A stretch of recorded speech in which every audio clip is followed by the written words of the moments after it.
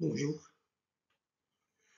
Dans ce travail, nous allons étudier les déviations D en fonction de l'angle d'incidence I pour un prisme d'angle A d'indice n placé dans le vide.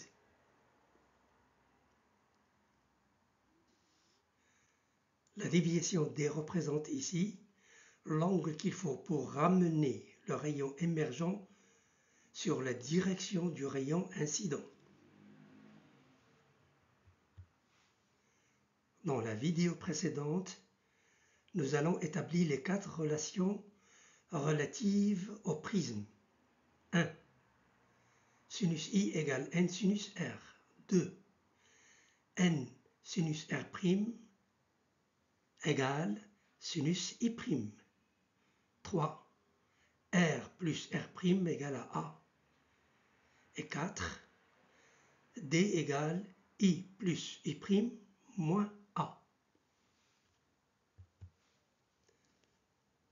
La relation 1 donne R égale arc sinus de sinus I sur N. Les relations 2 et 3 donnent I' égale arc sinus de N sinus R' égale arc sinus de N sinus A moins R.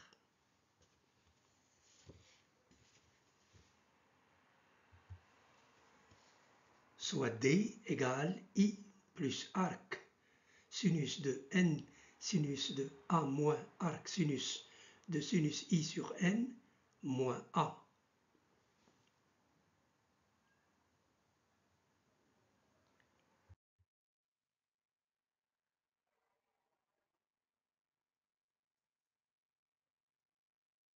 L'allure de la fonction D en degrés égale f de I pour A égale 55,75 degrés et N égale 1,5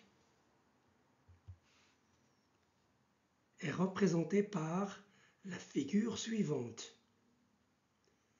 On remarque que la fonction D représente un minimum de déviation.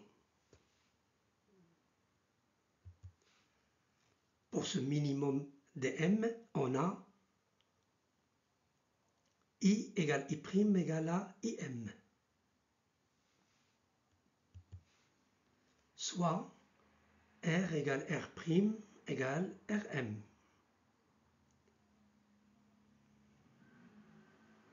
Dans ces conditions, les deux lois de Descartes au niveau des deux dioptres du prisme sont les mêmes.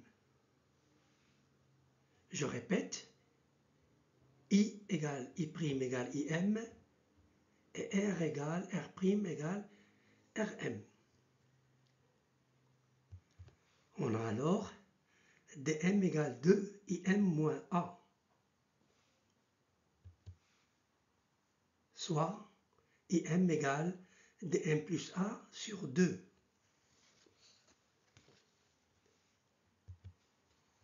On a aussi Rm égale A sur 2.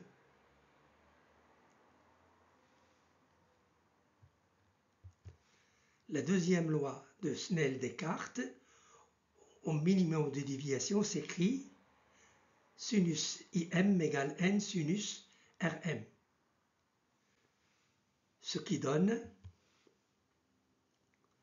sinus dm plus A sur 2 égale n sinus A sur 2.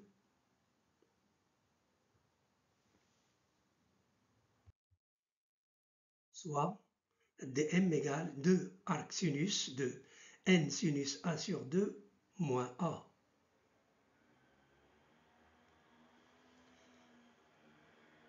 Avec ce résultat, si la valeur de l'angle A est connue, à l'aide d'un goniomètre, on peut déterminer l'indice n du prisme. Merci pour votre attention et à la prochaine vidéo.